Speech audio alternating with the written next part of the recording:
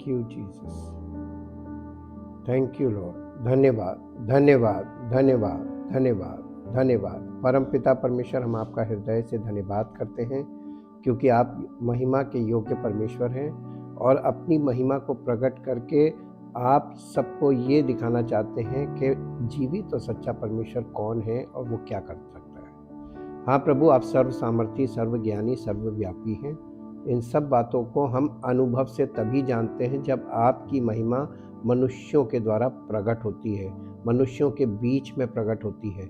तब समस्त मानव जाति इस बात को देखती है और समझती है और ये जान लेती है कि परमेश्वर वाकई में सर्व सामर्थी, सर्वव्यापी और सर्वज्ञानी है। हम आपका हृदय से धन्यवाद करते हैं।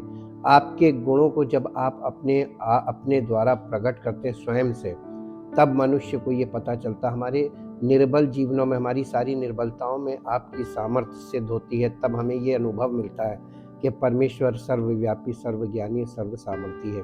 हम इस बात के लिए आपका धन्यवाद करते हैं। और इस पृथ्वी पर कोई मनुष्य सर्वव्यापी, सर्वज्ञानी और सर्वशक्तिमान है ही नहीं और हो भी नहीं सकता है, क्योंकि वो परमेश्वर को छोड़ और कोई हो नहीं सकता। हम आपके वचन में जिन बातों को पढ़ते हैं, अपने जीवन में उसी सामर्थ्य को जब देखते हैं, तो हम इस बात को अनुभव से जान जाते हैं कि परमेश्वर हमारे बीच में है।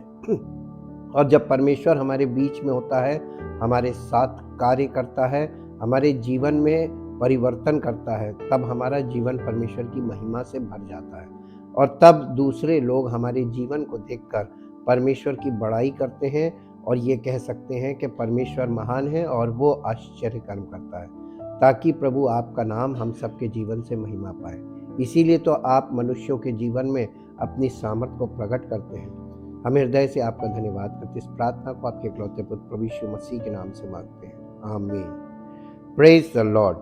हम परमेश्वर का धन्यवाद करते हैं, उसके महान नाम की बड़ाई करते हैं और उसको धन्य कहते हैं। लाइट ऑफ लाइफ एपिसोड 67 में हम आज चौथे पार्ट में आ गए हैं, understanding the promises of God, part 4। और आज हम देखेंगे, पहला पार्ट हमने देखा था कि परमेश्वर के वायदे बिना शर्त और सशर्त, the promises of God without किसी उसके कंडीशन, विदाउट कंडीशन, यानी अनकंडीशनल और कंडीशनल। आज हम देखेंगे number 2 point, God's work in us for his ultimate glory. परमेश्वर का कार्य जो वो हमारे अंदर करता है ताकि उसी को महिमा मिले, वो अपनी महिमा के लिए हमारे जीवन में कार्य करता है। और जब तक वो हमारे जीवन को इस योग्य ना बनाए, उसकी महिमा हमारे जीवन से प्रकट नहीं हो सकती।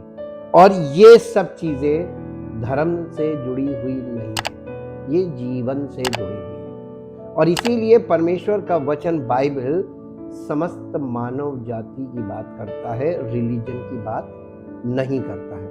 और बहुत से लोग इसको रिलीजन समझते हैं और ये रिलीजन समझ के जब चलते हैं तो वो सब धर्मों की तरह वो कुछ करने लगते हैं, जो प्रयास शारीरिक तौर पे, वो परमेश्वर के वचन में उसको लिखा है कुकर्म।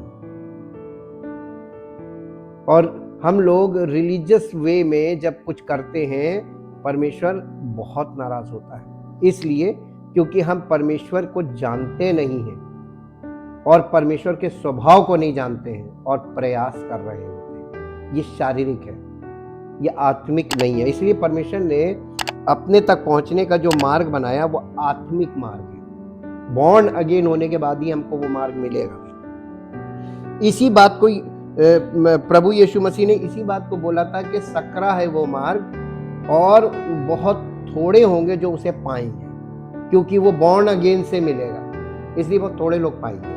थोड़े का मतलब कि बहुत कम लोग उस पे उधर की तरफ मन लगाएंगे। कलीसिया का आरंभ तो हुआ था 2022 वर्ष पहले, लेकिन पहली सदी की कलीसिया में ही वो गलत शिक्षाओं को देने वाले वो प्रकट हो गए थे और इसीलिए तब से आज तक वो गलत शिक्षाओं वाले साइड में लोग बढ़ते जा रहे हैं। और लोग धोखा ये खाते हैं, जो लोग परमेश्वर के वचन से सहम यानी वाकिफ नहीं है, जिनको मालूम नहीं वचन में क्या लिखा है, वो लोग उसी को मसीहत समझकर धोखा खाते हैं, जबकि वो मसीहत है ही नहीं। इसीलिए स्टडी बहुत ज़रूरी है। किसी भी चीज़ को बिना फुली अंडरस्टैंड किए एक्यूरेसी पे काम करना है। एक्यूरेसी को हिंदी में क्या बोलेंगे? सटीकता पर। हर चीज़ की सटीक जानकारी अगर आपके पास नहीं है तो आप फंस जाएंगे। सटीक जानकारी होना बहुत ज़रूरी है, और सटीक जानकारी एक दिन में आपको नहीं मिल सकती है। ये बहुत बड़े बड़े विषय हैं, और इसके लिए आपको जो थोड़ा थोड़ा प्रतिदिन मिल रहा है ना, इतनी ही समझ आपके अंदर डेवलप हो जाए तो भी आप धोखा खाने से बच सकते हैं। और इसी पॉइंट को हम लोग आज स्टडी करेंगे परमेश्वर के वचन के द्वारा, ताकि वचन हमें वो बातें स्पष्ट करे जो अभी तक हम नहीं समझ पाए हैं और कोई हमें समझा नहीं पाया। परम महिमा के लिए हमारे भीतर परमेश्वर का कार्य है। अक्सर जब हम परमेश्वर के वायदों के बारे में बात करते हैं तो हम एक पूर्व कल्पित विचार के साथ आते हैं। पहले पूर्व कल्पित का मतलब कल्पना में हमारे एक विचार होता है, और उस विचार के साथ हम कलीसिया में आते हैं। और वो विचार क्या होता है कि परमेश्वर को अपने वायदों को पूरा करना है, कि हम इसे कैसे निर्धारित करते हैं। परमेश्वर अपने वायदों को पूरा करेगा, लेकिन हम उस चीज को कैसे निर्धारित करते हैं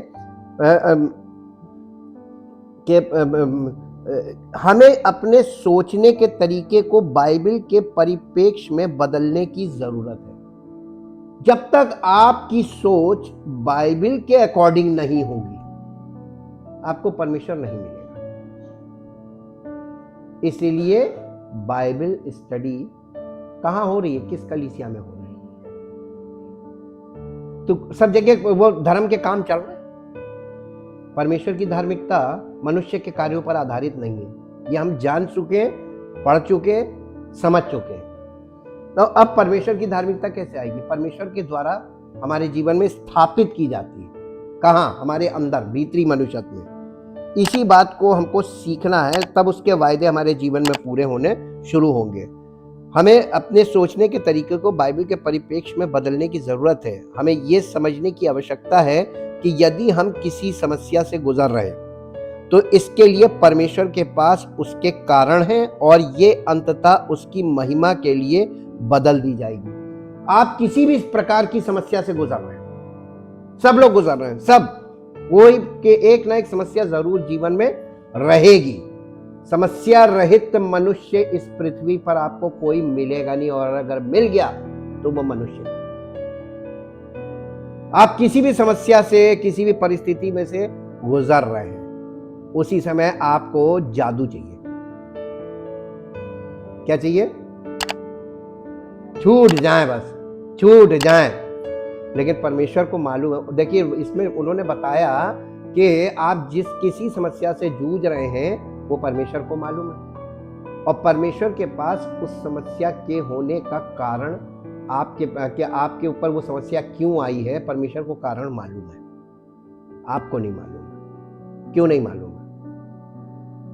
क्योंकि आप ही ने कुछ ऐसा किया। क्योंकि बाइबल कहती है जो बोगे, तो कुछ तो आपने बोया है ना, तो उसका प्रतिफल आपके जीवन में आ रहा है। अब एक बात बताइए, जब आप खेत में 1 कुंटल गेहूं बोते हैं तो फसल कितनी होती है? कई गुना हो जाती है ना। तो आप जो गलती करते हैं उसके बदले में जो परिणाम आता है वो कितना आता है? तो इसका मतलब समस्या बहुत महान बड़ी हो जाएगी आपके लिए। जब आप एक पॉइंट पे चूकेंगे तो ढेर सारी समस्याएं खड़ी। हाँ कि ना? आपको नहीं मालूम है, क्योंकि आपके पास बुद्धि और समझ तो है नहीं, लेकिन परमेश्वर को मालूम है कि ये क्यों आई है। जो बोया है तुमने वही काट रहे हो। और हम आते हैं कलीसिया में कि बस जादू करते परमेश्वर अभी और इसी वक्त मेरे को एकदम पूरा यानी समस्या से मुक्त कर ना। आप किसी डॉक्टर के पास जाइए, आपको बहुत भयानक तकलीफ है, आप किसी डॉक्टर के पास जाइए, आप ये सोच के जाएंगे डॉक्टर साहब बस एक सुई लगाएंगे, फटाक से मेरा ठीक हो जाएगा। लेकिन डॉक्टर ऐसा करता नहीं। वो आपको ट्रीटमेंट लिखेगा और दर्द की दवाई भी देगा, तो उसको फ्रीक्वेंसी में देगा, हल्की, ये खाइएगा, फिर इतने घंटे बाद फिर दर्द शुरू हो जाएगा, उसको मालूम है, तो कहेगा इतने देर बाद फिर ये खा लीजिएगा, फिर इतनी देर बाद ये खा लीजिएगा। तो उसने दवाइयों को क्यों डिवाइड किया है घंटों में, 6 आवरली 8 आवरली, ये मेडिकल का टर्म होता है। हाँ, 6 घंटे बाद आपको रिपीट करनी दवाई, और आपका इलाज करने का तरीका ये, आप सोचते एक गोली मिले और सारी तकलीफ ठीक हो जाए। डॉक्टर कहां से सही करेगा, सही तो करेगी गोली, लेकिन गोली आपको इतनी ज्यादा एक साथ नहीं दी जा सकती है। हाँ? आप दुनिया को गोली देते रहते क्या, पर सब लोग आपको गोली देंगे? डॉक्टर भी आपको पार्ट में गोली देता है, और हर बार गोली देने के लिए कुछ लेता है। खर्चा है गोली देने में, गोली लेने में। है? देने वाला भी पैसा ले रहा है और गोली खाने वाला भी पैसा खर्च कर रहा है। हंसी में बात हो गई है ना। पार्ट्स में कोई भी समस्या का समाधान एक झटके में नहीं हो सकता है, अगर आप समाधान ढूंढ रहे हैं। और अगर आप जादू की कल्पना करते हैं तो आप डिल्यूजन और इल्यूजन में फंसे हुए, इससे कोई नहीं छुड़ाएगा। भ्रम का कोई इलाज ना था, ना है और ना कभी होगा। डिल्यूजन क्या है? बस हम एक बार कलीसिया में जाएंगे, काम हो जाएगा, उसके बाद खत्म। हाँ, और मान लीजिए आप कुछ समय तक आए, आपकी समस्या का समाधान हो भी गया, समस्या का कारण नहीं खत्म होता है, समाधान भले हो गया हो, कारण हमारा और आपका मानव स्वभाव है। कारण तो आपके अंदर है ना, और आप कलीसिया छोड़ के भाग गई, तो आपके अंदर वो कारण है कि आप एक बार आके, कुछ समय आके समस्या से छूटे तो थे, लेकिन दोबारा आप आएंगे तो समस्या से छूटना तो दूर, उससे भयानक समस्या में रहेंगे, और उसको छूटने में आपको सारी जिंदगी हो सकता लग जाए। ऐसा क्यों हुआ? अधूरे सुधार से विपत्ति की कंडीशन बदल जाती है। आप जब दवाइयों का भी प्रयोग करते हैं, उसके बाद फिर दोबारा रिलैप्स मारता है, तो बहुत ज्यादा समय लगता है और कंडीशन ज्यादा खराब हो जाती है। इस बात को मनुष्य नहीं जानता है, मनुष्य अपने तरीके से सोचता है। देखिए, हमने इसीलिए बोला कि जब हम परमेश्वर के पास आते हैं, परमेश्वर के वचन के पास, हमें अपने सोचने के तरीके को बदलना होता है, जो कि एक बहुत टफ चीज़ है, हम स्वयं नहीं कर सकते। कलीसिया में आते रहेंगे, फ्रीक्वेंसी है। जैसे आप दवाई खाते हैं ना, सुबह खाई, दोपहर खाई, शाम खाई, एक इंटरवल के बाद दवाई, और वो भी भोजन से पहले खानी, भोजन के बाद खानी, इंस्ट्रक्शन। आपको परमेश्वर की उपस्थिति में यानी आते रहना है। इसको बोलते हैं पीरियोडिकली, यानी एक समय अंतराल के बाद आपको आना है, समय अंतराल के बाद आपको आना है। पहले क्या था कि हफ्ते में एक बार तो अनिवार्य है, आपको शायद प्रतिदिन टाइम ना मिले, एक बार तो अनिवार्य है हफ्ते में, और हफ्ते के पहले दिन यानी संडे को, ताकि आपके पास परमेश्वर के वचन और उसकी उपस्थिति में आने के कारण इतना आपको सामर्थ्य मिले कि आपका एक हफ्ता। लेकिन आजकल मालूम है, आजकल लोगों में इतना माइंड में डिस्ट्रैक्शन है कि हफ्ते में एक बार आने के बाद उन्हें कुछ याद नहीं यहाँ से निकलने के बाद कि क्या सुना, और उस सुने का कोई प्रभाव उनके अंदर नहीं, बस निकलते ही साथ अपनी चालू हो जाते, भरे तो बैठे रहते। वो भरे जो है ना, वो खाली होने में उनको कई साल लग जाता है, जब तक उनके अंदर जो भड़ास भरी वो निकल ना जाए विचार, इसमें बहुत समय लगता है। जब आप खाली हो जाते हैं, शून्य हो जाते हैं विचारों में, तब आप सुनते हैं, तो वो चीज आपके माइंड में अंदर घूमती रहती है, आज मैंने ये सुना, और उस पर आप मनन करते हैं, इसका मतलब क्या, ये मेरे जीवन में क्या कर सकता है, इस बात से हमारा क्या लाभ है, हमको कहाँ पे संशोधन करना चाहिए, हमें कहाँ पे करेक्शन करना है। ये हम जब अपने ऊपर अंदर झांकने लगते हैं, तब समझिए कि आपके अंदर काम शुरू हुआ है। मैक्सिमम लोग आते हैं, जैसे आते हैं वैसे ही वापस चले जाते हैं। वो फिजिकल ईयर से कुछ यहां तक गया और यहीं से यहीं वापस बाहर, हृदय में नहीं गया। जब हृदय में जाता है ना, तो वो अंदर घूमता है, और जब अंदर घूमने लगता है तो वो आपके माइंड में बार बार अंदर से प्रश्न उठेंगे। अगर आपने कोई चीज गलत की है, परमेश्वर के वचन के द्वारा आपके अंदर आत्मग्लानि आएगी, ये हमने गलत किया था, हमें करना नहीं चाहिए था, आपके अंदर ये चीज होनी चाहिए। अगर ये प्रतिक्रिया अभी तक शुरू नहीं हुई है तो आपके अंदर जब जिस दिन ये शुरू होगा बहुत खुश होइएगा, क्योंकि उस दिन से आपके अंदर काम शुरू होना है, हुआ है। ये मान लीजिए, इसी को बॉर्न अगेन बोलते हैं। जब परमेश्वर के वचन का प्रभाव हमारे अंदर मन में होने लगे, दिल में हमें बातें, परमेश्वर के वचन की बातें लगने लगे कि हाँ परमेश्वर हमसे क्या चाहता है। यदि हम किसी समस्या से गुजर रहे हैं तो इसके लिए परमेश्वर के पास उसके कारण है और ये अंततः उसकी महिमा के लिए बदल दी जाएगी। मेरे साथ एक पद निकालिए जो आपको मिलेगा, रोमियो की पत्री 8 अध्याय उसका 27 और 28 पद निकालिए। और मनों का जांचने वाला जानता है कि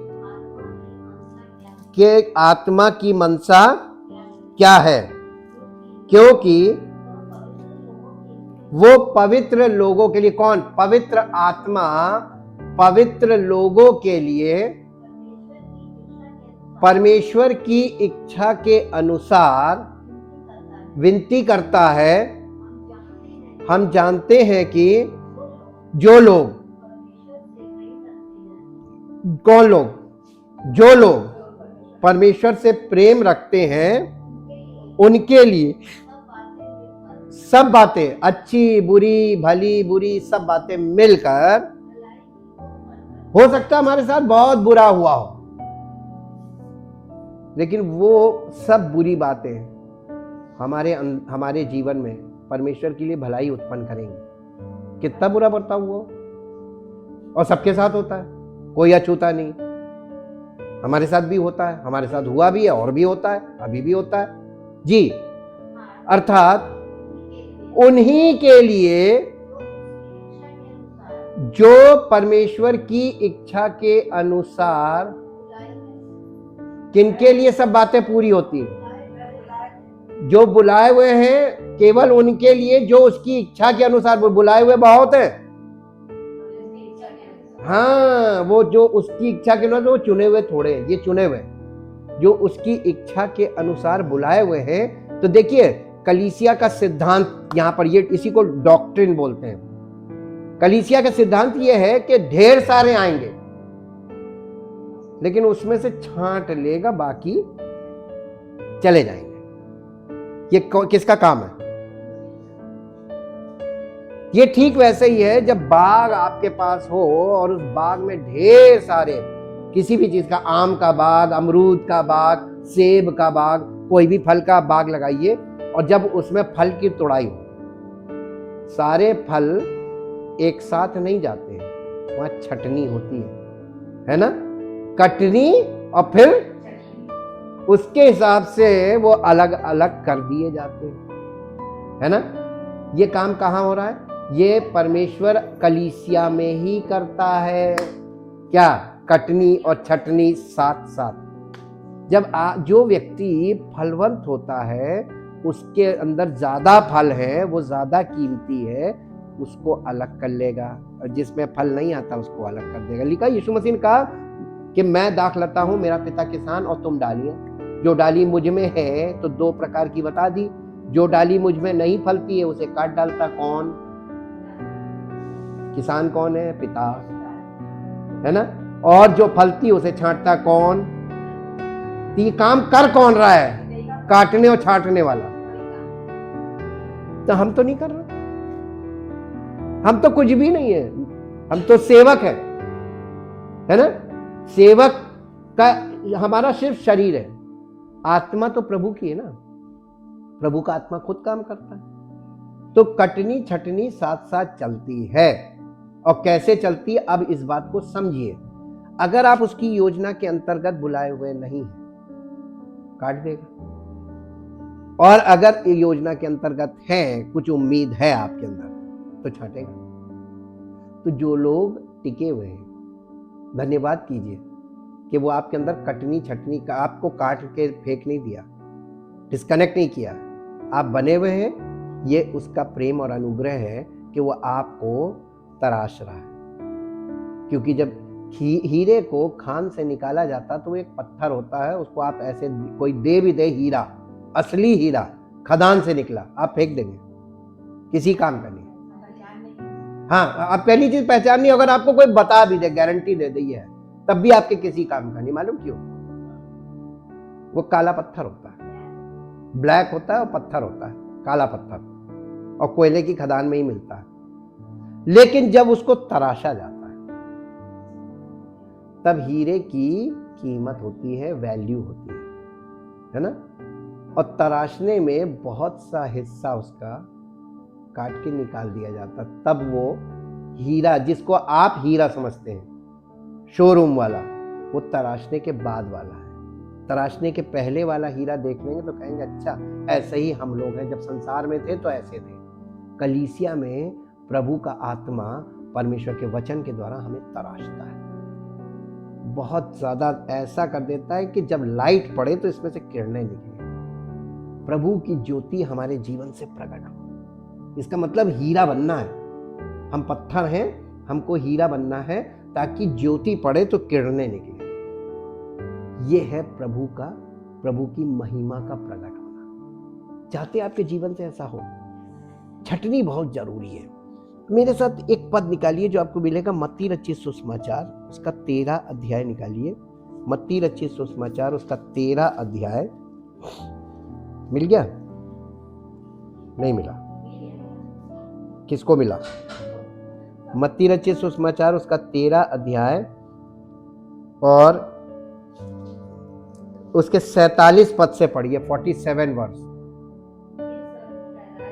फिर स्वर्ग का राज्य उस बड़े जाल के समान है जो समुद्र में डाला गया। इसको समझिएगा, ये दृष्टांत है, इसमें कुछ वो है जो आप शायद अभी देखना शुरू कर सकते हैं। अभी हमने आपको कुछ एक्सप्लेन किया है। परमेश्वर का राज्य उस बड़े जाल के समान है जो समुद्र में डाला गया और हर प्रकार की, उस जाल ने हर प्रकार की मछलियों को समेट लाया। और जब जाल भर गया तो मछुआरे उसको किनारे पर खींच लाए और बैठकर अच्छी तो बर्तनों में इकट्ठा की, अच्छी और निकम्मी का ये कौन फैसला कर रहा था कि कौन सी अच्छी कौन सी निकम्मी? मछुआरे, है ना, क्योंकि उन्हीं को मालूम है, उनको जानकारी है। क्यों नहीं हम और आप जाके वहां पे छटनी करने लगते हैं कि ये वाली मच्छी रखो, ये वाली नहीं, मालिक नहीं, जिसको जानकारी है सही, जिसको सबको हीरे की परख नहीं है, तो प्रभु अपनी सेवा में किसको खड़ा करेगा? किसी को भी। हाँ, तो बिना उसको तैयार किए, बिना उसको पूरी जानकारी दिए, बिना उसको अपने कंट्रोल में लिए कैसे खड़ा कर देगा? असली सामर्थ तो प्रभु की है ना, असली मालिक जो है। तो वो जब तक अपने विश्वास योग्य उसको बना नहीं लेगा, तब तक कैसे उसके हाथ में सत्ता देगा? आप कहीं किसी के यहाँ जॉब करने जाइए और आप कहिए कि मैं मालिक के बगल में बैठूं और सारा कैश हैंडलिंग मेरे पास हो जैसे मालिक के पास होती है। हाँ, हो सकता है, लेकिन इसके लिए आपको काफी साल लगेंगे जब तक आप से वो पूरी तरीके से संतुष्ट नहीं होगा कि आप भरोसेमंद हैं। इतना भरोसा आप पर वो कर सकता है, तब तक वो आपके हाथ में इतना बड़ा अधिकार नहीं देगा। तो प्रभु की सेवा बहुत बड़े अधिकार का काम है, याद रखिएगा। और इतनी आसानी से लोग खड़े हो गए और कहने लगे कि हम भी प्रभु के सेवक हैं, पवित्र आत्मा मेरे पास। ये कैसे संभव हो गया? कहीं तैयार भी नहीं किया, किसी कलीसिया में नहीं गए, कहीं पे स्टडी भी नहीं हुई। अरे हीरे को तराशने में भी बहुत समय लगता है और लैब वर्क है, चलते चलते कोई चीज तराशी नहीं जाती है।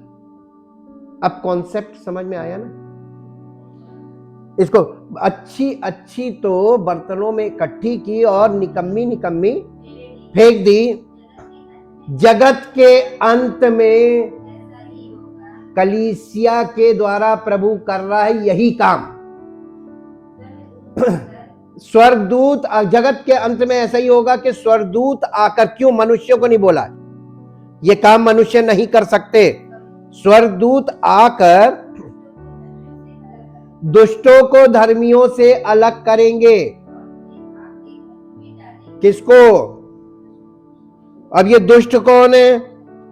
नहीं, शैतान नहीं, ये झूठे विश्वासी, झूठे मसीही सेवक, उनके अनुयायी, ये सब लोग हैं, ये सब दुष्ट हैं, इनके लिए लिखा है। अब आपको ये दृष्टांत समझ में आने लगा होगा। अब यीशु मसीह की बातें समझ में आ रही ना, कि बंद बातें बोली है जो पवित्र आत्मा ने हमारे सामने खोल दी। तो बंद बातों को, यीशु मसीह की बंद बातों को खोलने वाला कौन? पवित्र आत्मा।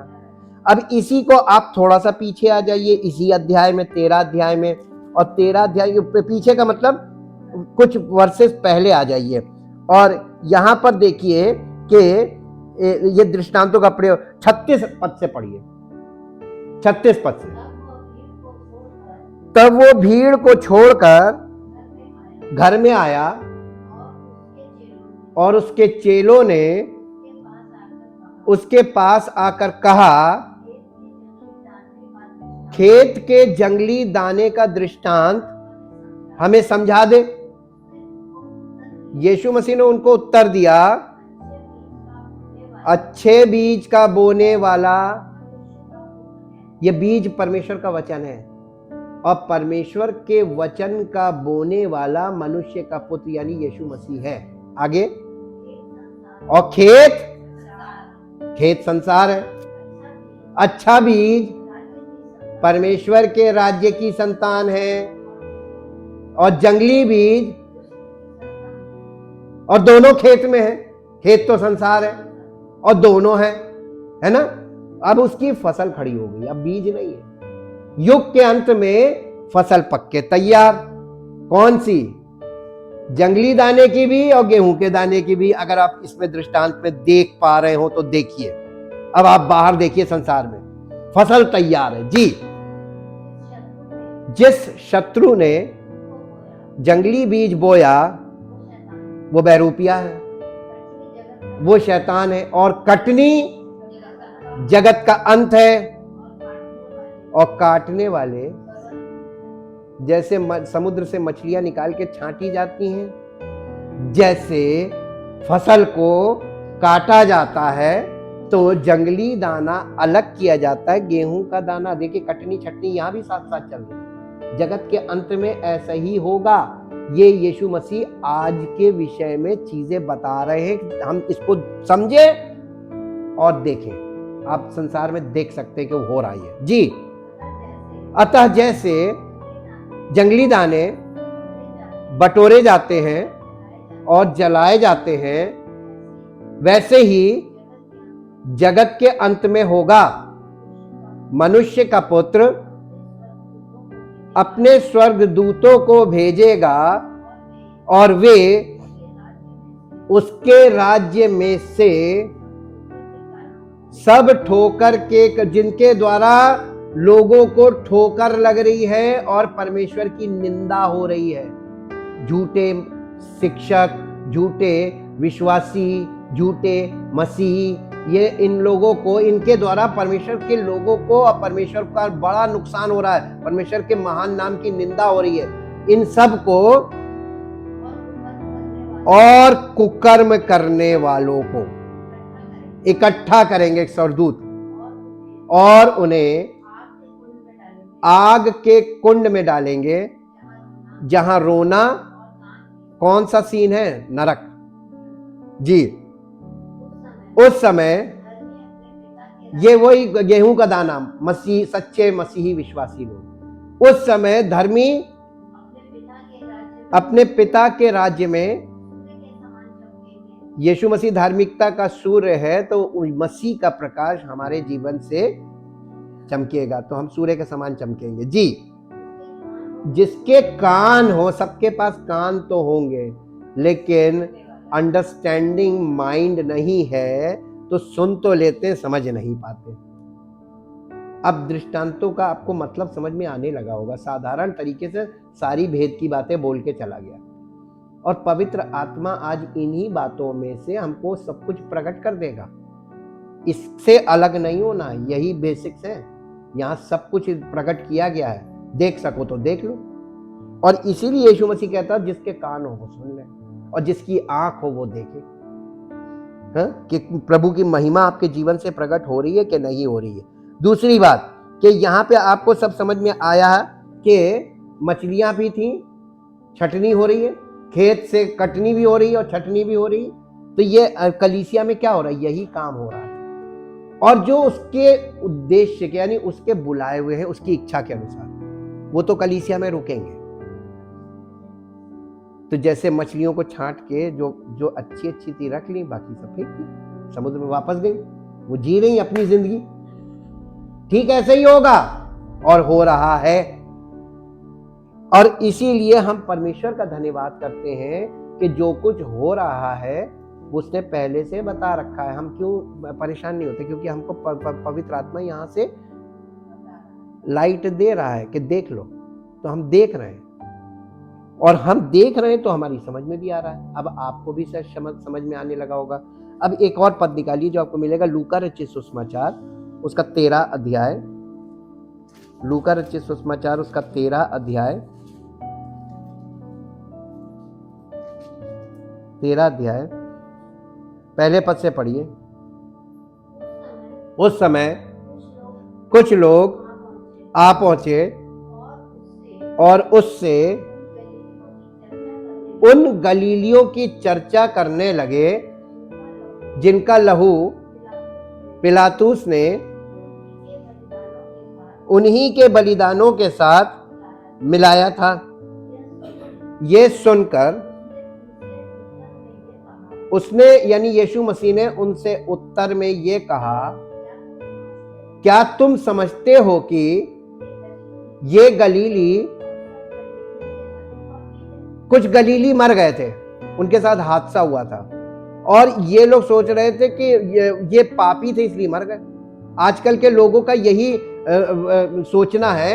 उनके सोचने का ढंग ये है कि अगर कोई व्यक्ति अचानक से कुछ हो गया तो पापी था, किसी के साथ कोई दुर्घटना होगी पापी है, तो हम क्या हैं? इसका मतलब हम धर्मी हैं?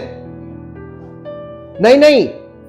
अरे आपने वचन सुनकर अभी तुरंत बोलने लगे कि नहीं हम भी पापी हैं। लेकिन बोलते यही है, जब किसी पे मुसीबत आती है तो क्या कहते हैं, जरूर कुछ गड़बड़ किया। हाँ, कुछ उसको उपदेश देने लगते, यानी उसके पीछे मानसिकता ये होती है हम धर्मी हैं, बाकी सब पापी हैं जो जिनके साथ कांड हो रहे हैं। यही बात पर यही प्रश्न किया तो यीशु मसीह ने उनसे कहा, तुम क्या समझते हो ये कि ये गलीली और सब गलीलियों से अधिक पापी थे कि उन पर ऐसी विपत्ति पड़ी? मैं तुमसे कहता हूं कि नहीं, परंतु यदि तुम भी मन नहीं फिराओगे, तुम सब भी, कैसे अचानक से जैसे वो खत्म होगा तुम भी खत्म हो जाओगे। मन नहीं फिराओगे तो तुम्हारे साथ भी वही होगा। आज तुम उसको देख रहे हो, टिप्पणी कर रहे हो धर्मी वाली कि हम तो धर्मी हैं, कल तुम्हारे साथ भी होगा और तुमको जानने वाले भी वही टिप्पणी करेंगे। ये मनुष्य की टिप्पणी है, लेकिन प्रभु यीशु मसीह ने परमेश्वरीय विचार रखा कि नहीं, ये ऐसा नहीं है कि जो पापी है, वो जो जिसके साथ विपत्ति हो रही वो पापी है। पापी तो सब है और विपत्ति सब पे आएगी, आज उस पे कल हम पे। तो आज जिस पे आई है उसके लिए इतनी जल्दी निर्णायक स्टेटमेंट मत दो, क्योंकि कल तुम पर भी आएगी। ये यीशु मसीह कह रहे थे। और अगर मन नहीं फिराओगे, जितने लोग मन नहीं फिराएंगे सबके साथ ये होगा, विपत्ति होती आती जाएगी, अचानक सब खत्म होते जाएगी। अंत में यही हो रहा है। जी आगे पढ़िए।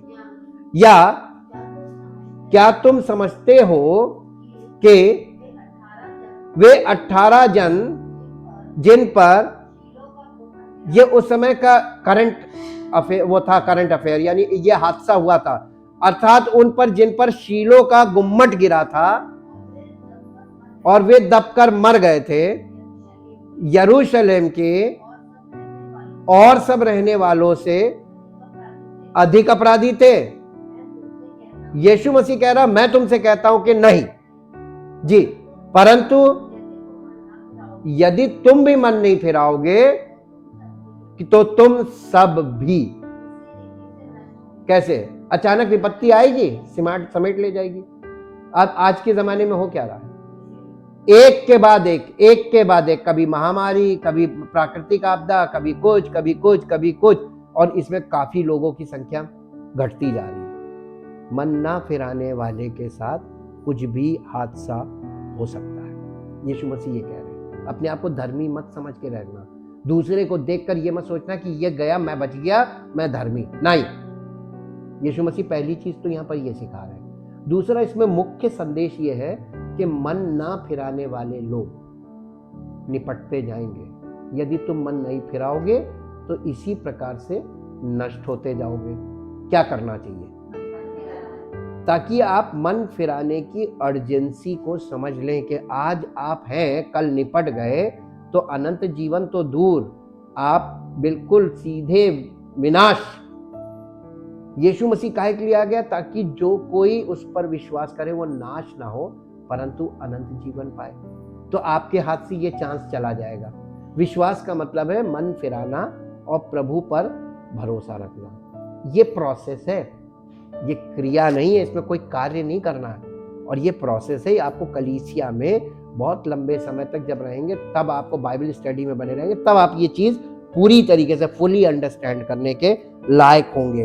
अब हम आपको एक और चीज बताते हैं कि हमारे और आपके जीवन से उसकी महिमा। मत्ती रचित सुसमाचार, फिर से मेरे साथ आ जाइए मत्ती रचित सुसमाचार में। मत्ती रचित सुसमाचार और उसका नहीं 13 से और पहले आइए।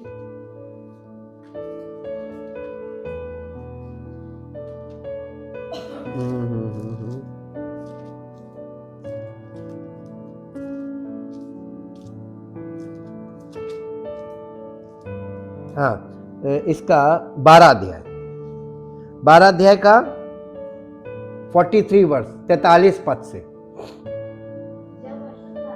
जब अशुद्ध आत्मा मनुष्य में से निकल जाती है। कब निकलती है? जब पवित्र आत्मा मनुष्य में आती है। अशुद्ध आत्मा कब निकलती है? मन फिराने से अशुद्ध आत्मा निकलती है और प्रभु की ओर से हमें पवित्र आत्मा मिलती है। इसी को बॉर्न अगेन।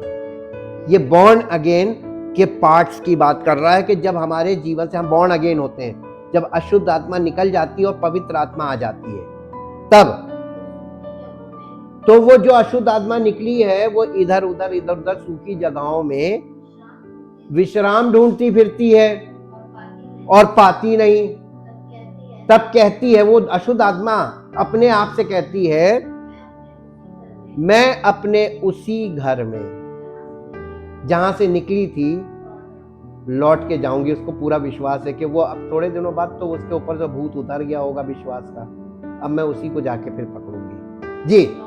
और लौट कर उसे सूना झाड़ा बुहारा। अब ये बताइए कि अशुद्ध आत्मा निकल गई, उसके बाद उसको सजाया किसने और साफ सुथरा किसने किया? लेकिन एक चीज की गलती थी, सूना का मतलब वो अकेली, कलीसिया में नहीं है। इसका मतलब ये व्यक्तिगत, वो अपने घर में है, अकेली है, कलीसिया में नहीं है। इसीलिए तो वो अकेली है। और वो यानी पवित्र आत्मा है उसके पास, क्योंकि उसका अंदर भीतरी मनुष्यत्व की दशा दिखाई जा रही है, सजा सजाया और साफ सुथरा। लेकिन सूना है। सूने का मतलब कलीसिया में नहीं है, उसके साथ कोई विश्वासी उसके साथ जुड़ा नहीं है ना। तो जब उसको सूना पाती है और साफ सुथरा सजा सजाया भी पाती है, फिर क्या करती है? तब वही आत्मा जो उसमें से निकली थी अशुद्ध आत्मा, वो जाकर अपने से बुरी और 7 आत्माओं को कहती है, आओ बहन, खाली घर, हमारा वाला घर जो था जहां से मैं निकली थी, अब तो वो एकदम साफ सुथरा सजा सजाया है, लेकिन खाली है, आओ मेरे साथ आओ जी। और वो उसमें बैठकर वहां वास करती है। अब फिर क्या होता है? और उस मनुष्य की दशा पिछली दशा से भी पहले से भी बुरी होती है। मसीह में आकर जो वापस होते हैं, ये उनकी दशा दिखाई गई है जी। इस युग के बुरे लोगों की दशा ऐसे ही होगी। आएंगे सब, तभी बने रहेंगे। इसीलिए यीशु मसीह ने कहा था, यदि तुम मुझ में बने रहो और मेरा वचन तुम में बना रहे, तब तुमको कोई जुम्बिश ना होगी। यीशु मसीह ने कहा था, मैं अपनी कलीसिया बनाऊंगा जिस पर अधोलोक के फाटक प्रबल नहीं होंगे। क्यों? क्योंकि वो मेरे बनाई है, वो मेरे कंट्रोल में रहेगी। मेरा आत्मिक देह है वो, और मेरी देह को कोई छू नहीं सकता। और आप मसीह की देह में यानी कलीसिया में, आत्मिक देह में, जब उस देह के अंदर है तो उस देह को छुएगा कौन? बताइए, उसके हाथ से कौन आपको छीन सकता है? लेकिन आप उस देह में नहीं है, बाहर है, तो आसानी से आपका शिकार किया जाएगा, क्योंकि आपको कहां होना चाहिए था और आप वहां नहीं है। इस बात को समझाया गया है, जिसे लोग रॉन्ग कॉन्टेक्स्ट में इस्तेमाल करते हैं, झूठी शिक्षा वाले। और इसके साथ अब एक पद और समझ लीजिए, इब्रानियों की पत्री 6 अध्याय निकालिए। इब्रानियों की पत्री उसका 6 अध्याय। इसी बात को जो यहां पर अभी हमने पढ़ी है कि जब किसी में से अशुद्ध आत्मा निकलती है और वो अपने से बुरी 7 आत्माओं को लेकर उसमें घुस जाती है, 6 अध्याय और उसका 4 पद से पढ़िए। क्योंकि हम तो प्रतिदिन ज्योति पाते, हम ज्योति में बने रहते हैं, है ना? या तो ज्योति में बने रहो। और यहां पर उनका वर्णन है जिन्होंने एक बार ज्योति पाई थी, नहीं पाई थी, हाँ, उसके बाद वो चले गए। इसीलिए उनके विषय में लिखा है, जिन्होंने एक बार ज्योति पाई है और जो स्वर्गीय वरदान का स्वाद चख चुके, यानी बॉर्न अगेन हो गए और पवित्र आत्मा के भागी हो गए। ये बॉर्न अगेन की स्टेज है। और परमेश्वर के उत्तम वचन का और आने वाले युग की सामर्थ का स्वाद चख चुके हैं, यानी बॉर्न अगेन। ये पूरी बातें मिला के बॉर्न अगेन जी। यदि वे भटक जाए तो उन्हें मन फिराव के लिए फिर से नया बनाना असंभव है। असंभव है, कठिन नहीं है, असंभव है, यानी इम्पॉसिबल। ये हो ही नहीं सकता, क्योंकि वे परमेश्वर के पुत्र को अपने लिए फिर से क्रूस पर चढ़ाते हैं और प्रगट में उस पर कलंक लगाते हैं। आगे पढ़िए। क्योंकि जो भूमि वर्षा का पानी पी पी कर जो उस पर बार बार पड़ता है, ये स्टडी है, बाइबल स्टडी में आने वाले लोग, पी पी कर जिन लोगों के लिए वो ज्योति बोई जाती है, उनके काम का गेहूं का दाना कौन है? प्रभु के लोग। ये दूसरे के लाभ के लिए है ना? और जंगली दाना किसी के काम का नहीं। ये वही चीज यहां पर आकर बता रहा है कि अगर आप गेहूं का दाना दूसरों के लिए लाभ का कारण आप हो गए, तो वो प्रभु की ओर से आशीष पाती है। पढ़िए। और उनके काम का साग पात उपजाती है, वो परमेश्वर से आशीष पाती है।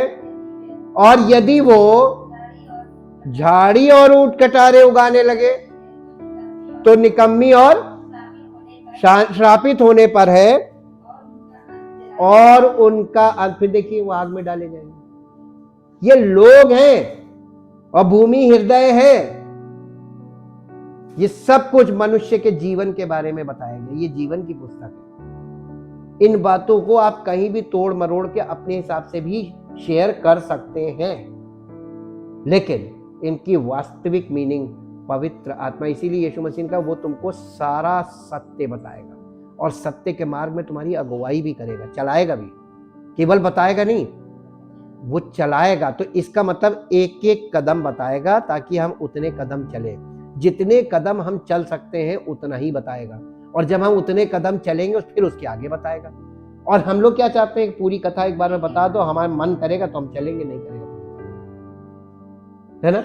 इसीलिए यीशु मसीह ने कहा था कि मेरी बातों को कोई नहीं समझेगा, केवल जो मेरे पिता की इच्छा पर चलना चाहेगा वही समझेगा। चलोगे तो ही समझ में आएगा।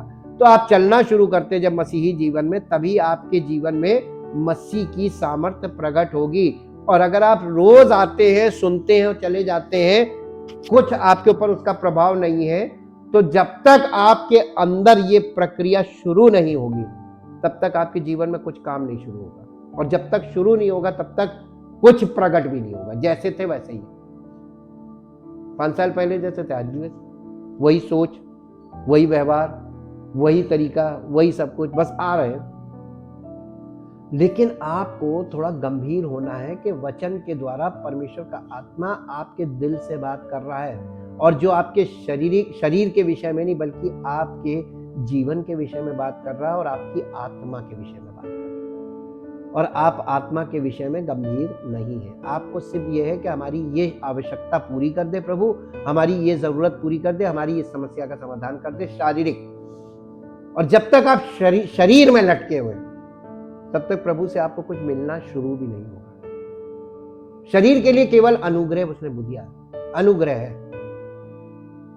Thank you, thank you, thank you Lord. परम पिता परमेश्वर, हम आपका हृदय से धन्यवाद करते हैं आपके महान योजना के लिए, और इस बात के लिए प्रभु कि आपने हम लोगों को इस संसार से चुना है। हमने आपको नहीं चुना, आपने हमें चुना है, और आपने हमको यहाँ पे रखा है ताकि प्रभु कलीसिया में आप हमारा आत्मिक पालन पोषण करें, आत्मिक रूप से हमें व्यस्त बनाएं, ताकि हमारा जीवन प्रभु यीशु मसीह के द्वारा परमेश्वर की महिमा का कारण हो, और प्रभु यीशु मसीह की ज्योति हमारे जीवन से ज्योतिर्मय हो, प्रकट हो, ताकि आपकी महिमा हो, और सारी महिमा आपको। इस प्रार्थना को आपके इकलौते पुत्र प्रभु यीशु मसीह के नाम से मांगते हैं, आमीन। Praise the Lord.